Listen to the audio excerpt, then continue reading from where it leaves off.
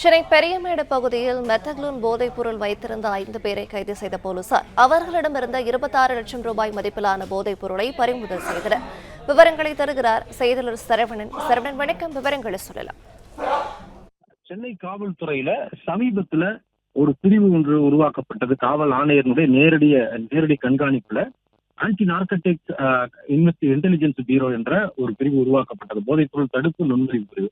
இந்த பிரிவினர் தொடர்ந்து சென்னை நகருக்குள்ளர எங்கிருந்து போதைப் பொருட்கள் வருகிறது, என்ன மாதிரியான போதைப் பொருட்களை கொண்டு வருகிறார்கள், அதனுடைய நெட்வொர்க் என்ன என்பது குறித்தெல்லாம் தொடர்ந்து கண்காணித்து விசாரித்து அவர்களை கைது நடவடிக்கை மேற்கொண்டு வருகிறார்கள். அதன்படி சென்னை பெரியமேட்டுல நேரு உள் விளையாட்டு அரங்கு அருகே, அந்த அரங்கத்திற்கு அருகே இருக்கக்கூடிய ஒரு பூங்கா ஒன்று இருக்கிறது. பைலேடிஸ் பூங்கா என்ற பூங்கா இருக்கிறது. அந்த பகுதியில ஒரு சில நபர்கள் வழக்கமாக போதைப் பொருட்களை கொண்டு அங்கு வைத்து விற்பனை செய்வதாக ஒரு தகவல் கிடைத்து அங்கு சென்று ஒரு 5 நபர்களை சுற்றி வளைத்து பிடித்திருக்கிறார்கள்.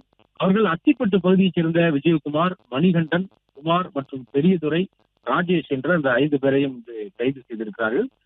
மற்றொரு நபரையும் பிடித்து விசாரித்து வருகிறார்கள். அந்த நபர்களிடம் இருந்து ஒரு 26 லட்சம் மதிப்புடைய மெத்தக்லோன் என்ற ஒரு வகையிலான இந்த போதைப் பொருளை பறிமுதல் செய்திருக்கிறார்கள்.